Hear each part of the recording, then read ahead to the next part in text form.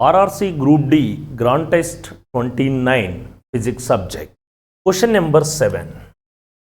Blue color of the sky and the reddish appearance of the sun at the sunrise and sunset is due to. Once again, blue color of the sky and the reddish appearance of the sun at the sunrise and sunset is due to. సాధారణంగా ఆకాశము అనేది నీలి వర్ణము లేదా నీలి రంగులో కనిపిస్తుంది. కానీ అది సూర్యోదయము సూర్యాస్తమయ సమయాలలో ఎరుపు వర్ణములో కనిపిస్తుంది. అందుగల కారణమైనటువంటి ధర్మము ఏమిటి? Option A, Tyndall effect. Yes, కాంతి యొక్క ఈ టిండాల్ ప్రభావ కారణం చేతనే ఇది కాస్త మనకు ఉదయము సాయంత్రం వేళలో ఎరుపు వర్ణములో కనిపించడం జరుగుతుంది. కావున ఆప్షన్ ఏ అనేది సరి అయిన సమాధానము. Question number 17. The holes are kept below the chimney of an oil lamp. Oil lamp అంటే దీపపు ప్రమిద యొక్క అడుగు భాగాన రంధ్రము ఉండడం వల్ల ఆ నూనె అనేది పైకి ఎగబాకడం జరుగుతుంది. సో ఆ నూనె పైకి ఎగబాకడంలో ఇమిడి ఉన్న ద్రవ పదార్థ ధర్మము కేశనాళికీయత. కేశనాళికీయత ధర్మం వల్ల ఆ యొక్క చిన్న లేదా సన్నని రంధ్రాల ద్వారా నూనె పైకి ఎగబాకడము జరుగుతుంది. ఆప్షన్ ఏ, దీపం దహనం చేయడానికి ఆక్సిజన్ సరఫరా చేయడం కోసం. B, option A, to supply oxygen for burning of the lamp. Exactly. So కాబట్టి ఇక్కడ గమనించాల్సిన ఆప్షన్ ఏమిటి అంటే option A, to let the smoke escape, పొగ తప్పించుకోవడానికి. Option C, to increase the brightness of the lamp, దీపం యొక్క వెలుతురు లేదా ప్రకాశాన్ని పెంచడానికి. Option D, to maintain convection currents, ఉష్ణ ప్రసరణ ప్రవాహాలను నిర్వహించడానికి. ఇందులో ఆప్షన్ ఏ అనేది కరెక్ట్ అండి. To supply required amount of oxygen for burning of the lamp.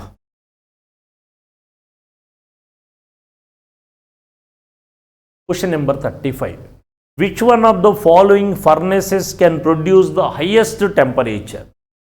ఏ కొలిములు అత్యధిక ఉష్ణశక్తిని లేదా ఉష్ణోగ్రతను ఇవ్వగలుగుతాయి? Option A, blast furnace. Option B, reverberatory furnace. Option C, muffle furnace. Option D, electric furnace. Yes, విద్యుత్ కొలుములు అనేవి అత్యధికమైనటువంటి ఉష్ణశక్తిని లేదా ఉష్ణోగ్రతను ఇవ్వగలుగుతాయి. So option D is the correct one. Electric furnace, విద్యుత్ కొలిమి. Question number 51. Which of the following instruments can be used to measure the illuminating power of two sources?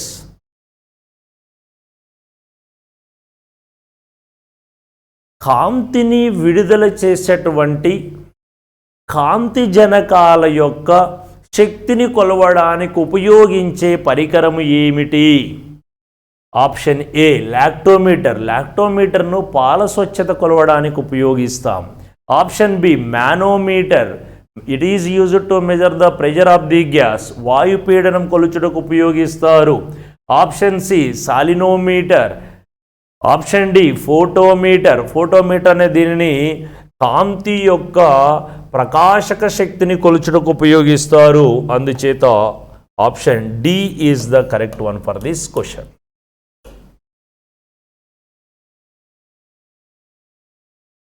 The field, question number 53. The field due to a bar magnet at equal distance on its axial and equatorial lines are. అక్షీయ రేఖ పైన ఉండే క్షేత్ర తీవ్రత మధ్యలంబ రేఖ పైన ఉండే క్షేత్ర తీవ్రతల మధ్య గల సంబంధం ఏ విధంగా ఉంటుంది? That is the question. Option A equal to each other. అక్షీయ రేఖపై ఉండే అయస్కాంత క్షేత్ర తీవ్రత మధ్యలంబ రేఖపై ఉండే అయస్కాంత క్షేత్ర తీవ్రతలు రెండు సమానము అంటున్నాడు. ఆప్షన్ బి అక్షీయ రేఖపై ఉన్నటువంటి క్షేత్రము మధ్యలంబ రేఖపై ఉన్న అయస్కాంత క్షేత్ర తీవ్రతకు రెట్టింపు ఉంటుంది. Yes, exactly. అక్షీయ రేఖపై ఉన్న క్షేత్రము విలువ మధ్యలంబ రేఖపై ఉండే క్షేత్ర తీవ్రత కన్నా రెట్టింపు ఉంటుంది. Option C the field on the equatorial lines is double that on the axial line. No. Option D రెండు రేఖల మధ్య ఎటువంటి సంబంధం ఉండదు. ఇక్కడ అక్షీయ రేఖపై ఉండేటువంటి క్షేత్ర తీవ్రత విలువ P is equal to μ0/4π 2m/d³.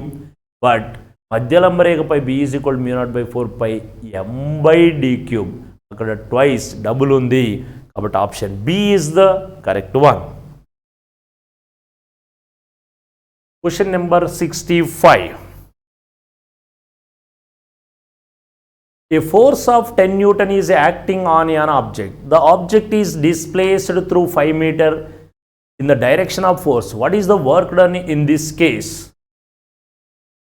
A force of 10 Newton. వస్తువుపై ప్రయోగించబడేటువంటి బలము 10 న్యూటన్లు. దీనిపై 10 న్యూటన్ల బలాన్ని ప్రయోగించినప్పుడు ఆ వస్తువు అనేది ఏ నుండి బికి ఎంత దూరము జరిగింది? 5 మీటర్ల దూరము జరిగినది. మరి అలా 5 మీటర్ల దూరము జరిగినప్పుడు ఎంత పని జరిగి ఉండవచ్చు? వస్తువు పైన ప్రయోగించబడే బలము 10 న్యూటన్. ఆ బలం వల్ల వస్తువు స్థానం ఏమైంది? ఏ నుండి బికి కదిలినది. ఆ యొక్క స్థానంలోని మార్పు ఎంత అండి? 5 మీటర్లు. సో 5 మీటర్ల దూరము జరిగితే అక్కడ జరిగిన పని ఎంత? Very simple. ఈ జరిగిన పని తెలుసుకోవాలి అంటే బల స్థానభ్రంశాలకు సంబంధించినటువంటి ఫార్ములా W=Fs, దీన్ని F.S అని పిలుస్తారు. మరి F ఎంత ఇచ్చారు? 10. ఎస్ ఇంటూ S డిస్ప్లేస్మెంట్ ఎంత? 5. So 5 10s 20. కాబట్టి ఇక్కడ జరిగిన పని అనేది ఎన్ని జౌళ్లకు సమానము? 50 జౌళ్ళకి సమానము. అందుచేత ఆప్షన్ ఏ అనేది సరి అయిన సమాధానం. Question number 71. On which one of the following the EMF of A cell doesn't depend? క్రింది వాటిలో ఏది ఘటం యొక్క ఈఎంఎఫ్ పై ఆధారపడి ఉండదు? ఘటం యొక్క ఈఎంఎఫ్ పై ఆధారపడని అంశం ఏమిటి అంటే option A the nature of the metal of electrodes. Yes, ఖచ్చితంగా స్వభావంపై ఆధారపడి ఉంటుందండి కాబట్టి ఇది correct. Option B the size of the plates. దీనిపై ఆధారపడదు. మనల్ని అడిగింది కూడా ఆధారపడి ఉండని అంశము అన్నారు కాబట్టి ఇక్కడ ఆప్షన్ బి అనేది సరి అయిన సమాధానం అవుతుంది. నెక్స్ట్ ఎలక్ట్రోడ్ యొక్క స్వభావం. ఎస్, ఎలక్ట్రోడ్ల స్వభావం ఇవన్నీ ఆధారపడి ఉంటాయి కానీ ప్లేట్ల పరిమాణంతో ఇక్కడ సంబంధం ఉండదు. సంబంధం ఉండని అంశం అంటే కేవలం ప్లేట్ల యొక్క పరిమాణమే. But option B is the correct one. Question number 73. The term refraction of light is. కాంతి యొక్క వక్రీభవనం అనే పదము దీనికి సంబంధించింది లేదా దీన్ని సూచిస్తుంది? Option A the bending of light rays when they enter from one medium to another medium. Exactly. ఒక కాంతి యొక్క కాంతి కిరణము అనేది ఒక మాధ్యమం లేదా ఒక యానకం నుండి మరొక యానకంలోకి వంగి ప్రయాణించడం.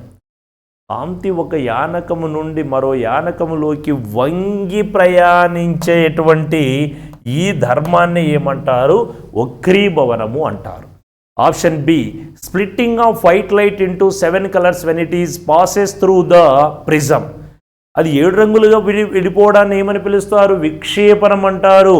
కానీ ఇక్కడ డైరెక్ట్ ఆప్షన్ ఆల్రెడీ మనకు దొరికింది, ఇక దీని గురించి టెన్షన్ లేదు. So option A is the correct one. Question number 91.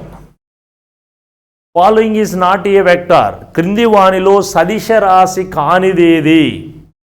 సదిశ రాశి కానిది ఏది అంటే ఒక్కటి తప్ప మిగిలినవన్నీ సదిశ రాశులే, లేదా ఇండైరెక్ట్ ఏముంది ఇక్కడ అదిశ రాశి అని. మరి అదిశ రాశి అని దేన్ని పిలుస్తారు? Linear momentum. ఇది సదిశ రాశి. సదిశ రాశి కానిది ఏది అన్నారు, కాని అంశం. విద్యుత్ క్షేత్రం, yes. Electric field also contain the special particular direction, yes. Acceleration ఉంటుంది కానీ గతిశక్తికి ఉండదు, కాబట్టి ఇదే మన ఆన్సర్. That is option C. So option C is the correct one for this question number 91. Thank you. నమస్కారం sir, welcome to IAC institute. We are discussing RRC Group D Grand Test Chemistry Discussion number 29. చూడండి ఇందులో first, which of the following is not a physical change అంటున్నాడండి. Not a physical change అంటే మనం ఏం గుర్తుపట్టాలి? Chemical చేంజ్ను గుర్తుపట్టాలి. అంటే not a physical change, భౌతిక మార్పు కానిది అంటే మనం ఎవరిని గుర్తుపట్టాలి? రసాయన మార్పును గుర్తుపట్టాలి. రసాయన మార్పులు శాశ్వతమైనటువంటి మార్పులు మనకు తెలుసు. ఇప్పుడు చూడండి, శాశ్వతమైనటువంటి మార్పు అంటే రసాయన చర్య జరగాలి. ఇప్పుడు చూడండి, dissolution of carbon dioxide in water అంటే నీటిలో కార్బన్ డైఆక్సైడ్ వాయువు కరగడం. నీటిలో కార్బన్ డైఆక్సైడ్ కరిగితే మనకు H2CO3 అనే కార్బోనిక్ యాసిడ్ను వస్తుంది. అంటే ఇక్కడ రియాక్షన్ జరిగింది అంటే రసాయన చర్య జరిగింది అంటే శాశ్వతమైనటువంటి మార్పు. మరి అది ఇంకోటి చూడండి, dissolution of salt in water అంటే కొద్దిగా అయితే రసాయన చర్య జరిగింది, అది అస్థిరం కావచ్చు, ఇది అస్థిరం కానీ మళ్ళీ ఈ విధంగా విడిపోతుంది, కానీ కొద్ది వరకు అయితే రసాయన చర్య జరిగి ఉండిపోతుంది. మరి మిగతావి చూడండి, dissolution of oxygen in water అంటే నీటిలో ఆక్సిజన్ కరగడము. నీటిలో ఆక్సిజన్ కరిగింది, మరి ఇప్పుడు మళ్ళీ వేడి చేసామనుకోండి ఆక్సిజన్ అంతా బయటకు వెళ్ళిపోతుంది. అంటే ఇక్కడ రసాయన చర్య జరగదు, నీటిలో ఆక్సిజన్ కరగడము అంటే డిజాల్వ్డ్ ఆక్సిజన్ రూపంలో ఇమిడి ఉంటుంది. నీటిని వేడి చేస్తే మళ్ళీ ఆక్సిజన్ బయటకు వెళ్ళిపోతుంది, అంటే ఇది ఒక రసాయన చర్య అంటూ జరగదండి. మరి అది చూడండి, dissolution of salt in water. మరి ఇప్పుడు నీళ్ళల్లో నేను ఉప్పును కలిపాను. ఉప్పు అంటే ఏంది? Na+1 Cl-1గా అయనీకరణం చెంది ఉంటుంది. ఆల్రెడీ ఘనస్థితిలో కూడా అయానీకరణం చెంది ఉంటుంది. నీటిలో కలిపినప్పుడు కూడా ఇది Na+Cl-1 లాగానే ఉంటుందండి, అంటే అయనీకరణం. మళ్ళీ ఇప్పుడు NaCl+ వాటర్ అంటే H2O ఉంటుంది. వేడి చేసామనుకోండి నీళ్ళన్నీ ఆవిరైపోతూ ఉంటాయి, అంటే ఇది ఒక భౌతిక మార్పు. మళ్ళీ మనకు ఉప్పు యథావిధంగా దొరుకుతూ ఉంటుంది. అనగా కొద్దిగా రసాయన చర్య జరిగేది ఎందులో అంటే సోడా నీటి తయారీలో. అనగా కార్బన్ డైఆక్సైడ్ నీటిలో కరిగినప్పుడు కార్బోనిక్ ఆమ్లం ఏర్పడుతుంది, అది దాన్ని కూల్ డ్రింక్ అంటారు, సోడా నీరు అంటారు, సాఫ్ట్ డ్రింక్స్ అంటారు. ఈ విధంగా కొద్దిగా రసాయన చర్య ఎందులో కనబడుతుంది అంటే మనకు బి అనే ఆప్షన్లో కనబడుతుంది. అనగా ఆన్సర్ బి అని అర్థమవుతుంది. Move to next question sir. చూడండి ఇక్కడ 42nd question, which one of the following metals has the lowest melting point అన్నాడండి. లోయెస్ట్ మెల్టింగ్ పాయింట్, అత్యల్ప ద్రవీభవన స్థానం కలిగినది ఏది అంటున్నాడు. ఇక్కడ చూడండి, లిథియంది దాదాపుగా 180 degrees ఉంటుంది, సోడియంది దాదాపుగా మనకు 98 degrees Celsius ఉంటుంది ద్రవీభవన స్థానం. మరి అదే పొటాషియం వచ్చేసి మనకు 68 degrees Celsius ఉంటుంది. అనగా అదే లెడ్ది చూసినట్లయితే 270 వరకు వస్తుంది. అనగా ఆన్సర్ ఏదండి? పొటాషియం అని అర్థమవుతుంది. ఇక్కడ ఫస్ట్ ఏ గ్రూప్ మూలకాలు మనకు రైట్ లైనాక్ రుప్స్ ఫ్రీ అని గుర్తుపెట్టుకున్నాం మనం. Lithium sodium potassium, rubidium caesium francium. ఇందులో అంటే పైనుండి క్రిందికి వచ్చే కొలది ద్రవీభవన స్థానం ఏమవుతుంది? తగ్గుతూ ఉంటుంది. ఇప్పుడు లిథియంది మనకు దాదాపుగా 180 degrees Celsius, సోడియంది దాదాపుగా 98 degrees Celsius, పొటాషియంది దాదాపుగా 68 degrees Celsius, రుబిడియంది దాదాపుగా 38 degrees Celsius. ఈ విధంగా ద్రవీభవన స్థానాలు తగ్గుతూ ఉంటాయి. మరి ఇందులో చూసినట్లయితే పొటాషియంది 68 degrees ఉంది. అనగా ఆన్సర్ ఏదండి? C potassium answer. Now move to next question sir. చూడండి ఇక్కడ hypo is chemically known as. Hypo అనగా అంటే వ్యాపారంగా హైపో అంటారు. మరి దీని కెమికల్ ఫార్ములా ఎలా ఉంటుందంటే Na2S2O3 5 నీటి అణువులను కలిగి ఉంటుంది. ఈ హైపో మరియు సిల్వర్ బ్రోమైడ్లను మనం సాధారణంగా ఫోటో ఫిక్సింగ్ చర్యలో ఉపయోగిస్తామండి. అంటే ఛాయాచిత్రాలు మన ఫొటోస్ ఉంటాయి కదండి, పాస్పోర్ట్ సైజ్ ఫోటో, వాటిలో ఉపయోగిస్తారు ఈ హైపోకామస్ సిల్వర్ బ్రోమైడ్లను. సాధారణంగా ఎలా వస్తుందంటే ఇప్పుడు సల్ఫ్యూరిక్ ఆమ్లం ఉందండి, H2SO4 అన్నది ఫార్ములా సల్ఫ్యూరిక్ ఆమ్లం. ఇప్పుడు ఇక్కడ 6th గ్రూప్ మూలకాలు ఆక్సిజన్, సల్ఫర్ అలా ఉన్నాయి. సల్ఫర్కి ఒక పేరు ఉంది, థయో అనే పేరు ఉందండి. సల్ఫర్కి ఒక థయో. ఇప్పుడు సల్ఫ్యూరిక్ ఆమ్లంలోని 4 ఆక్సిజన్లు ఉన్నప్పుడు సల్ఫ్యూరిక్ ఆమ్లం ఇక్కడ ఏం చేస్తానంటే నేను ఒక ఆక్సిజన్ తగ్గించి ఒక ఆక్సిజన్ స్థానంలో అదే గ్రూపుకు చెందినటువంటి సల్ఫర్ను ప్రతిక్షేపించానండి. అప్పుడు ఇది సల్ఫ్యూరిక్ ఆమ్లం. మరి దీని పేరేంది? సల్ఫ్యూరిక్ ఆమ్లంలోని ఒక ఆక్సిజన్ ప్లేస్లో ఒక సల్ఫర్ని రాశాను, థయోసల్ఫ్యూరిక్ ఆమ్లం. థయోసల్ఫ్యూరిక్ ఆమ్లం యొక్క లవణమే సోడియం థయోసల్ఫేట్. అంటే సల్ఫ్యూరిక్ క్రిక్కేట్ ఇక్కులో నుంచి మనకు ఏట్ అనే లవణాలు వస్తాయి. సల్ఫ్యూరిక్ ఆమ్లం, థయోసల్ఫ్యూరిక్ ఆమ్లం, సోడియం థయోసల్ఫేట్ ఈజ్ ద మనకు కెమికల్ నేమ్, సైంటిఫిక్ నేమ్ అండి. సోడియం థయోసల్ఫేట్ క్రిక్కేట్. ఇప్పుడు సల్ఫ్యూరిక్ ఇక్కులో నుంచి ఏమొస్తుందండి? క్రిక్కేట్. ఇప్పుడు సల్ఫ్యూరిక్ ఇది థయోసల్ఫేట్ క్రిక్కేట్. మరి అదే సల్ఫ్యూరస్ ఆమ్లం ఉందనుకోండి, ఇది సల్ఫ్యూరస్, ఇది సల్ఫ్యూరిక్ H2SO4, ఇది H2SO3 సల్ఫ్యూరస్. మరి దీని యొక్క లవణం ఏంటి అంటే H2S2O3 అంటే H2S2O2. అంటే ఇక్కడ ఏమవుతుంది చూడండి, ఇది సల్ఫ్యూరస్. అస్ ఆమ్లాల నుంచి ఐట్ అనే లవణాలు వస్తాయి. అంటే సోడియం థయోసల్ఫైట్ వస్తుందండి దీని నుంచి. అస్ ఆమ్లాల కింద ఐటులు వస్తాయి. సరే నా అంటే ఇక్కడ క్రిక్ ఆమ్లం H2SO4 సల్ఫ్యూరిక్ నుంచి వచ్చే లవణం ఏముంటుందంటే సల్ఫ్యూరిక్ క్రిక్కేట్. ఏట్ అనే లవణాలు వస్తాయి, అనగా సోడియం థయోసల్ఫేట్. నా నెక్స్ట్ క్వశ్చన్ సార్. అంటే ఇక్కడ ఆన్సర్ ఏదండి? రైట్. నా ఆన్సర్ రైట్, సోడియం థయోసల్ఫేట్. నా నెక్స్ట్ క్వశ్చన్ సార్. చూడండి, పెన్సిల్ లెడ్ అంటే లెడ్ పెన్సిల్. మనకు లెడ్ పెన్సిల్ని ఎలా తయారు చేస్తారు అంటే లెడ్ పెన్సిల్ని ఎలా తయారు చేస్తారంటే గ్రాఫైట్ ప్లస్ బంకమన్నుల మిశ్రమం అండి. గ్రాఫైట్ ప్లస్ బంకమన్నుల మిశ్రమం. మరి లెడ్ పెన్సిల్లో లెడ్ శాతం 0. మరి అలానే సిల్వర్ పెయింట్ అని ఉంటుంది. సిల్వర్ పెయింట్ ఎలా తయారు చేస్తారంటే aluminium powder plus linseed oil. మరి దీన్ని సిల్వర్ పెయింట్ అంటారండి. సిల్వర్ పెయింట్లో సిల్వర్ పర్సంటేజ్ 0. మరి లెడ్ పెన్సిల్లో లెడ్ పర్సంటేజ్ 0. మరి అలానే ఇంకోటి ఉంటుంది మనకు జర్మన్ సిల్వర్ అని. Nickel plus copper plus zinc mixture coins తయారీలో యూస్ చేస్తారండి. జర్మన్ సిల్వర్లో సిల్వర్ ఉండదు, సిల్వర్ పెయింట్లో సిల్వర్ ఉండదు, లెడ్ పెన్సిల్లో లెడ్ ఉండదు. దేంతో తయారు చేస్తారు లెడ్ పెన్సిల్ అంటే గ్రాఫైట్ ప్లస్ క్లే, బంకమన్నుల మిశ్రమం, అనగా ఆన్సర్ ఏదండి? Graphite. Now move to next question sir. Which one of the following chemical compounds is responsible for the stimulation of tear glands by the onion? మనం ఉల్లిగడ్డలను cut చేసినప్పుడు ఆ ఉల్లిగడ్డలలో ఉన్నటువంటి sulphur solid state sulphur అట్మాస్ఫియర్లో ఉన్నటువంటి gaseous ఆక్సిజన్తో రియాక్షన్లో పాల్గొని sulphur dioxide వాయువును ఏర్పరుస్తుంది. ఈ sulphur dioxide వాయువు రైట్ మనకు నీళ్ళలో కరిగే లక్షణం ఎక్కువ సల్ఫర్ డయాక్సైడ్కి. మరి ఎక్కడ నీళ్ళు ఉన్నాయా అని వెతుకుతూ ఉంటాయి. అందుకు కొంతమంది ఆనియన్ కట్ చేసి ఇమీడియట్గా నీళ్ళలో వేసేస్తుంటారు. అలా ఏ లేదనుకోండి, మన కళ్ళల్లో ఉన్నటువంటి నీళ్ళలో కరిగి మనకు అసౌకర్యాన్ని కలిగిస్తూ ఉంటుంది సల్ఫర్ డయాక్సైడ్. అసౌకర్యాన్ని కలిగించినప్పుడు మన ఆశ్రు బిందువులు ఏం చేస్తాయంటే ఎక్కువ నీటిని విడుదల చేస్తాయి. అప్పుడు పాత నీళ్ళని బయటకు వచ్చేస్తూ ఉంటాయండి. అంటే ఇక్కడ ఏ కాంపౌండ్ అండి? Sulphide compound. సల్ఫైడ్ సమ్మేళనం అన్నది మనకు అసౌకర్యానికి కారణమండి. Next question sir. విమానాల విడిభాగాల తయారీలో డ్యూరాల్యూమినియంని యూజ్ చేస్తారు, మనకు తెలుసు. ఈ డ్యూరాల్యూమినియంలో ఏముంటుంది అంటే అల్యూమినియం, మెగ్నీషియం, మాంగనీస్, అలానే కాపర్.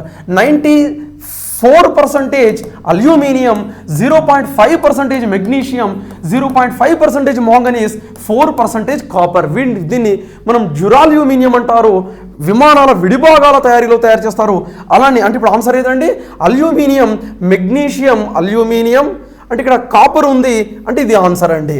అల్యూమినియం 94%, కాపర్ 4%, 98 అయిపోయింది. అంటే ఇక్కడ 95% అండి. ఇక్కడ 95%, 95 + 5 99 + 1 ఈ విధంగా వస్తాయండి. అంటే ఇక్కడ ఆన్సర్ ఏది అంటే ఇదండి డ్యూరాల్యూమినియం. అలానే ఇంకోటి కూడా ఉంటుంది మ్యాగ్నాల్యూమినియం, అల్యూమినియం ప్లస్ మ్యాగ్నీషియం.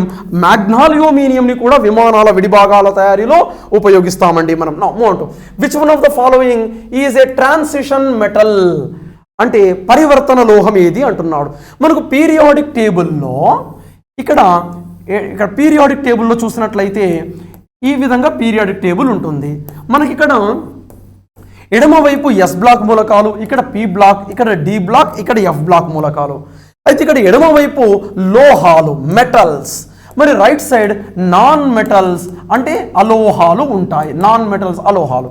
మరి ఇక్కడ ఎడమ నుండి కుడికి వెళ్ళే కొలది while we're moving left to right side the metallic nature gradually decreases, reaches to non-metallic nature. ఎడమ నుండి కుడికి వెళ్ళే కొలది లోహతత్వం తగ్గుతూ అలోహాలుగా మారుతూ ఉంటాయి. అంటే ఎడమవైపు లోహాలు, కుడివైపు అలోహాలు. మరి ధర్మాలలో పరివర్తనం వస్తుంది. లోహాలు కాస్త అలోహాలుగా, మెటల్స్ కాస్త నాన్ మెటల్స్గా మారుతున్నాయి. దీని ద్వారా పరివర్తనం అవుతున్నాయి. కాబట్టి వీటికి ఏమంటారంటే సాధారణంగా పరివర్తన మూలకాలు, ట్రాన్సిషన్ ఎలిమెంట్స్ అంటారండి. పరివర్తన మూలకాలు ఇక్కడ ఉంటాయి. మరి ఇందులో చూడండి, ఇందులో ఎవరెవరు ఉంటారు ప్రధానంగా చూసినట్లయితే ఇప్పుడు ఇక్కడ చూడండి scandium, titanium, vanadium, chromium, manganese 25. అంటే మాంగనీస్ అన్నది ఒక ట్రాన్సిషన్ ఎలిమెంట్స్. ఆన్సర్ ఏదండి బి మాంగనీస్. మరి అల్యూమినియం ఎక్కడ ఉంటుంది? థర్డ్ గ్రూప్ ఇక్కడ ఉంటుంది. అంటే ఇది ఈ వైపు వస్తుంది లోహం. అలానే మెగ్నీషియం సెకండ్ గ్రూప్ ఇక్కడ వస్తుంది. అంటే ఇది కూడా ఒక లోహం. కాల్షియం సెకండ్ గ్రూప్ అంటే ఇవి లోహాలు. అంటే ఇక్కడ ఇవి లోహాలు ఇటువైపు ఉంటాయి ఈ రెండు, అది కూడా లోహమే. ఆఫ్ కోర్స్ ఇక్కడ కొన్ని అలోహాలు ఉంటాయి, మనకు మాట్లాడుకోవడం జరిగింది 11 నాన్ మెటల్స్ ఉంటాయని. మరి ఇప్పుడు ఎడమ నుండి కుడికి వెళ్ళే కొద్ది while we're moving left to right side the metallic nature gradually decreases, non metallic nature increases, the change in the properties through these elements. That's why these elements are famous as transition elements. పరివర్తనం వస్తుంది కాబట్టి periodic టేబుల్లో ఈ మూలకాల ద్వారా పరివర్తన మూలకాలు అంటారు. మాంగనీస్ అన్నది 25 అటామిక్ నంబర్ అక్కడనే వస్తుందండి. Right, thank you very much. Hi students, welcome to IACE online classes. In this video we shall discuss RRC Group D Grand Test number 29 biology questions bilingual video explanation. మరి ముందుగా మొదటి ప్రశ్న చూద్దాం. The first question on the screen, which of the following is not an insectivorous plant? క్రింది వాటిలో ఏది కీటకాహార మొక్క కాదు? A Nepenthes, B Utricularia, C Drosera, D Cuscuta. First of all, what do you mean by these insectivorous plants? So the plants which are growing in a place where there is a deficiency of nitrogen, nitrogen కొరతగా ఉన్నటువంటి నేలల్లో పెరిగేటటువంటి మొక్కలు లేదా ఆవాసాలలో పెరిగే మొక్కలు nitrogen కోసం ఏం చేస్తాయి? ప్రత్యేకంగా కీటకాలపై ఆధారపడతాయి. ఇలా కీటకాలపై ఆధారపడడం అంటే అర్థము కీటకాలను చంపి కీటకాలలో ఉన్నటువంటి నైట్రోజన్ను ఇవి ఉపయోగించుకుంటాయి. These plants have that chlorophyll. అంటే ఖచ్చితంగా క్లోరోఫిల్ అనేది ఉంది, మొక్కలు ఆకులు ఉన్నాయి. ఓకేనా? They can perform photosynthesis, no doubt they are autotrophs, అన్నీ కూడా స్వయం పోషకాలే. కానీ especially for the purpose of this nitrogen, కేవలం నత్రజని కోసం ఏం చేస్తాయి? ఇవి కీటకాలను చంపి ఆహారంగా తీసుకుంటాయి. కాబట్టి వీటిని insectivorous plants. Okay, these are called insectivorous plants. Remember, వీటినే మాంసాహార మొక్కలు, కార్నివోరస్ ప్లాంట్స్ అని కూడా పిలుస్తారు. Carnivorous plants. Okay, now carnivorous plants కింద చూసుకున్నప్పుడు నెపెంథిస్, దిస్ నెపెంథిస్. ఓకే, నెపెంథిస్ను మనం ఏమంటాం? పిక్చర్ ప్లాంట్ అంటారు. Pitcher plant. So this pitcher plant is also a insectivorous plant. Utricularia, this Utricularia is called bladderwort. Utricularia is called bladderwort. These are all important bits. Bladderwort. Okay. డ్రాసిరాని ఏమంటాము? Sundew plant. Sundew plant. డ్రాసిరాను sundew plant అంటాం. Then what is this? Cuscuta. Cuscuta is a non chlorophyllous. Okay, non chlorophyllous plant. ఇందులో పత్రహరితము ఉండదు, పత్రాలు కూడా ఉండవు. మరి పత్రము లేకుండా, పత్రహరితము లేకుండా ఉంటే ఏమవుతుంది? It cannot prepare its own food, so that it has to depend on other plant. వేరే మొక్క పైన ఆధారపడుతుంది. కాబట్టి దీనిని పారాసైటిక్ ప్లాంట్, పరాన్న జీవ మొక్కగా పిలుస్తారు. Okay, so in this Cuscuta species, Cuscuta reflexa, Cuscuta reflexa, Cuscuta reflexa అనేటటువంటి ఒక్క జాతిలో మాత్రము కొద్ది మొత్తంలో క్లోరోఫిల్ ఉంటుంది. మిగతా వేటిలో కూడా మనకు క్లోరోఫిల్ కనిపించదు. ఓకే, సో కాబట్టి ఇక్కడ Cuscuta is a parasitic plant and answer is option D. Okay, so insectivorous, which is not an insectivorous means Cuscuta, because it is a parasitic plant. Remember, it does not have leaves and chlorophyll. Then క్రింది వాటిలో ఏ హార్మోన్ను emergency hormone అంటారు? Which one of the following hormone is called emergency hormone? Okay, మరి అత్యవసర హార్మోన్గా దేనిని చెప్తాం? If you look at the options, option A adrenaline, option B thyroxine, option C vasopressin, option D insulin. So option A adrenaline is the right answer for the question. Okay, so this, remember, adrenaline hormone is also called fight or flight. Fight or flight. And this fight or flight hormone, nothing but adrenaline, is produced by adrenal gland. ఆధివృక్క గ్రంథి అనేటటువంటి వినాళ గ్రంథి నుంచి ప్రత్యేకించి ఈ యొక్క adrenaline అనేటటువంటి hormone తయారవుతుంది. ఓకేనా? ఆదివృక్క గ్రంథి, అడ్రినల్ గ్లాండ్. క్లియర్? ఈ అడ్రినల్ గ్లాండ్ ఎక్కడ ఉంటుంది? On the top of each kidney. మూత్రపిండాల యొక్క పై భాగంలో ఒక టోపీ ఆకృతిలో అమరి ఉన్నటువంటి ప్రత్యేక వినాళ గ్రంథే ఈ యొక్క అడ్రినల్ గ్లాండ్. ఓకేనా? సో ఇక్కడ అడ్రినల్ గ్లాండ్ను 4S గ్లాండ్ అని కూడా పిలుస్తారు. 4S. Clear? So here answer is option A. Liver is a rich source of. Liver is a rich source of. కాలేయం దీని యొక్క అతిపెద్ద వనరు. ఏ చక్కెరలు, బి క్రొవ్వులలో కరిగే విటమిన్లు, సి ఖనిజ లవణాలు, డి ప్రోటీన్లు. ఇక్కడ క్రొవ్వులలో కరిగే విటమిన్లు కూడా ఉంటాయి కానీ బట్ అంత రిచ్ సోర్స్గా మనం చెప్పకూడదు. So answer is option D proteins. Okay, so answer is option D proteins. Which of the following can be used for biological control of mosquitoes? క్రింది వాటిలో ఏది దోమల జీవ నియంత్రణ కోసం ఉపయోగించవచ్చు? ఓకేనా? దోమలను జీవ నియంత్రణ పరంగా అంటే ఏదో కెమికల్స్ను వాడి కానీ ఏదైనా స్ప్రే చేయడం కానీ లేకుండా బయలాజికల్గా కంట్రోల్ చేయడానికి దేనిని వాడవచ్చు అంటే that is nothing but gambusia fish. ఈ గాంబూసియా చేపలు ఏం చేస్తాయి? They will eat the larvae of the mosquitoes. ఈ యొక్క మస్కిటోస్ యొక్క దోమల యొక్క లార్వాలను ఏం చేస్తాయి? ఇవి తింటాయి, లేదా గుడ్లను కూడా ఆహారంగా తీసుకోగలవు. కాబట్టి ఈ గుడ్ల యొక్క సంఖ్య ఎప్పుడైతే తగ్గుతుందో ఆటోమేటిక్గా దోమల యొక్క సంఖ్య తగ్గడానికి అవకాశం అనేది ఉంటుంది. Clear? So answer is option B gambusia. The sweet taste of fruits is due to. పండ్లలో తీపి రుచికి ఇది కారణం. The sweet taste of fruit is due to. పండ్లలో తీపి రుచికి కారణం nothing but fructose. So fruit షుగర్గా పిలువబడేది ఏంటండి? ఫ్రక్టోజ్. లాక్టోజ్ పాలలో ఉంటుంది. మాల్టోజ్ మొలకెత్తినటువంటి గింజలలో ఉంటుంది. ఓకేనా? తర్వాత మానవుని యొక్క జీర్ణ వ్యవస్థలో పిండి పదార్థాలు డెక్స్టిన్స్ మరియు మాల్టోజ్గా కన్వర్ట్ అవుతాయి. నెక్స్ట్ రైబోజ్ అనేటటువంటిది 5 కర్బన పరమాణువులు కలిగినటువంటి పెంటోజ్ చక్కెర. Okay, the ribose is the structural carbohydrate because it contains only 5 carbon items and it is an important sugar in the DNA and RNA. DNA deoxy ribose nucleic ఆమ్లము, ribose nucleic acid, ఈ రెండిట్లో కూడా ప్రధాన కార్బోహైడ్రేట్గా ఎవరుంటారు? Ribose చక్కెర. Okay, so answer is option B. The animal that do not develop hyper tension in spite of heavy intake of salt is.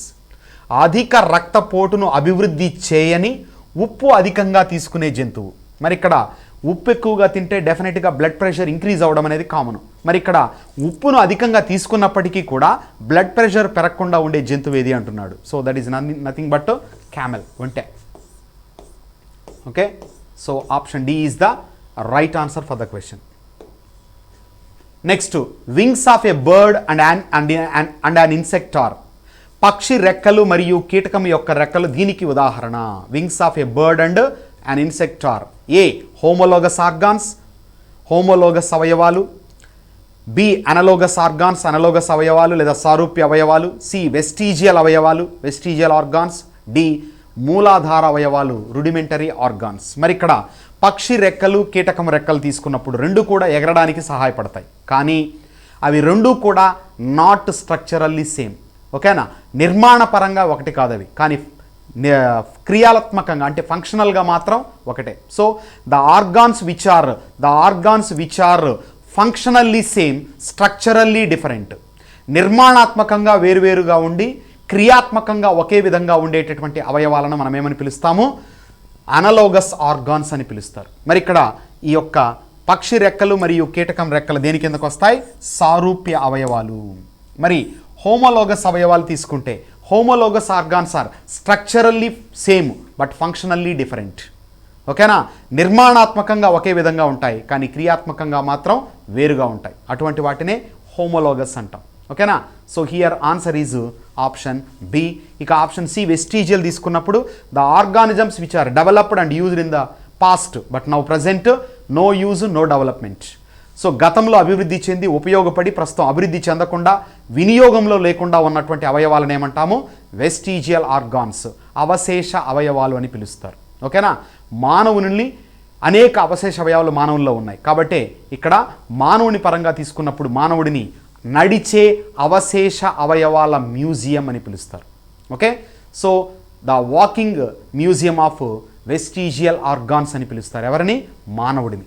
ఓకేనా, so కాబట్టి ఇక్కడ ఆన్సర్ వచ్చేసి బి అండి. So remember option B, analogous organs. Next, which of the following is the principal organic acid found in grapes. ద్రాక్షలో కనిపించే ప్రధాన సేంద్రియ ఆమ్లం క్రింది వాటిలో ఏది అంటున్నాడు? That is nothing but tartaric ఆమ్లం. Option B is the right answer for the question. Next, malaria is transmitted from one person to another person by. దీని ద్వారా మలేరియా ఒక వ్యక్తి నుండి మరొక వ్యక్తికి వ్యాపిస్తుంది. సో ఇక్కడ తీసుకుంటే the malarial parasite nothing but the protozoa belongs to the phylum protozoa. That name of the protozoan parasite is called plasmodium.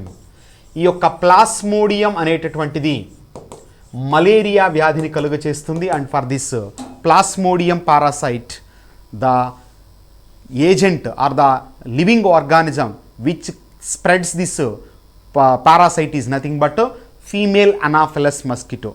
ఆడ అనాఫిలస్ దోమ ఏం చేస్తుంది? దీనికి వాహక జీవిగా వెక్టార్గా యాక్ట్ చేస్తుంది.